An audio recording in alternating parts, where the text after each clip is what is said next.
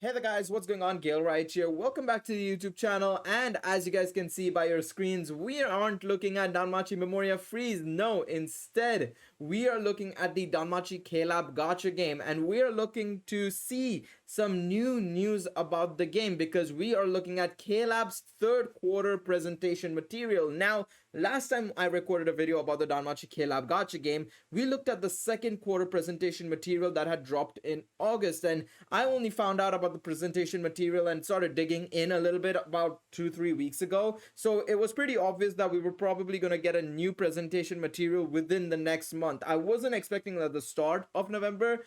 So for some reason, even though I know that the third quarter technically ends at the end of October, I was expecting it at the end of November, start of December instead, but here we are. The third quarter material actually dropped about 5 days ago on the 8th of November, and I didn't have the time to actually look up and check if anything had dropped, partially because of university assignments, and partially because, like I said, I didn't think that there would be any information coming out anytime soon. But here we are. And by the way, I'm just gonna let you guys know that we should be getting more news in terms of another, presentation material, probably sometime in February, I would say. The next one should be sometime in February or January, basically, which means that we'll have to wait for another 3 months.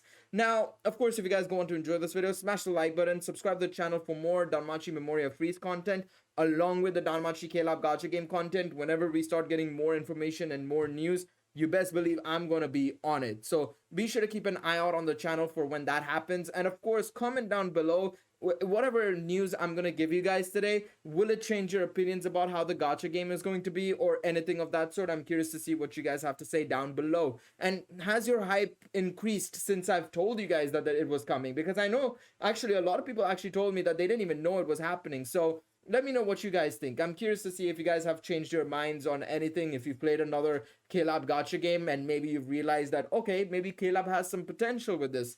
Let me know. Let me know in the comments. All right, so let's scroll down. I mean, there's no reason for us to go and look at whatever else is happening with the other games, but I should start off here because they've mentioned it already. So the first thing you might want to notice is that the anniversary event in Bleach Brave Souls has done well. KLAB has acquired the worldwide distribution rights for MHA's online mobile game Based.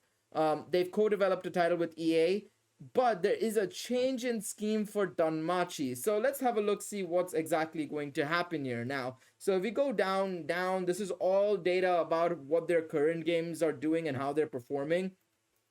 But they go on to talk about, okay, KLAB has acquired worldwide distribution rights for the MHA gacha game that's based in China, or that's being developed by a Chinese developer.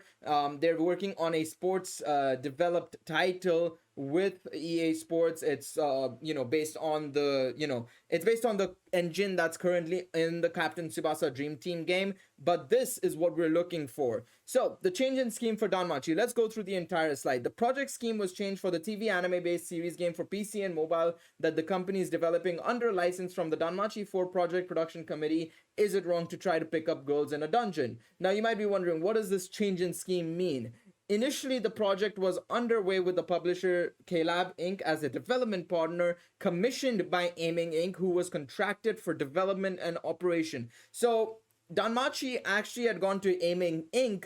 to actually develop the project first and foremost, and then Aiming Inc. had gone into commissioning KLAB as a way to, both publish the title and become a development partner. Based on the financial circumstances of the company and other factors, the allocation of management resources based on the growth strategy was reviewed, and as a result, it was proposed to change the scheme.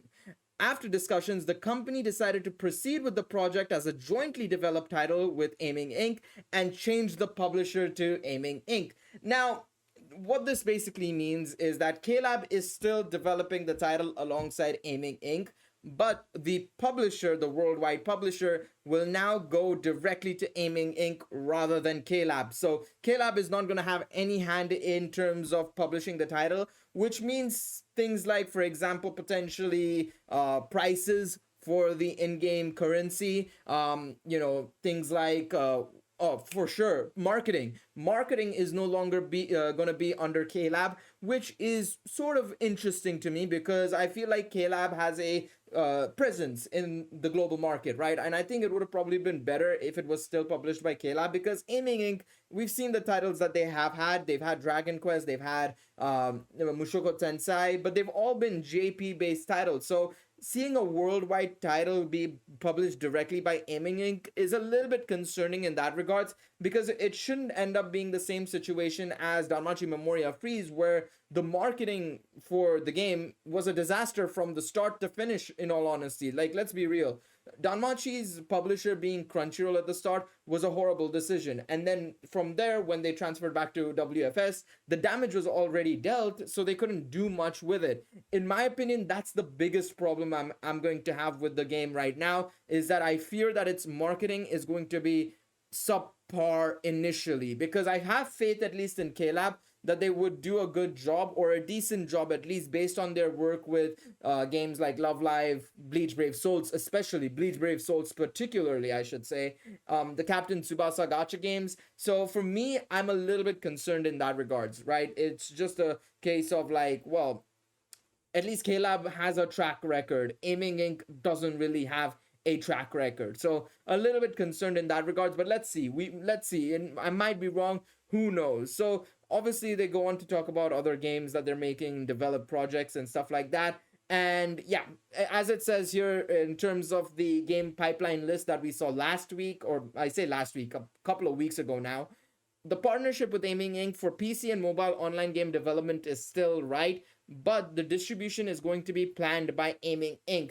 Now, the one thing that they've changed here, and my concern is as well, is that in the August one that we saw, the August second quarter presentation material we saw, they had said the planning distribution had already been scheduled for the Danmachi Gacha game, and it was ready to go pretty much. At that point, it seemed like it was ready to go. Now it's saying plan for distribution by Aiming Inc. English is a little bit off there, but planning for distribution by Aiming Inc.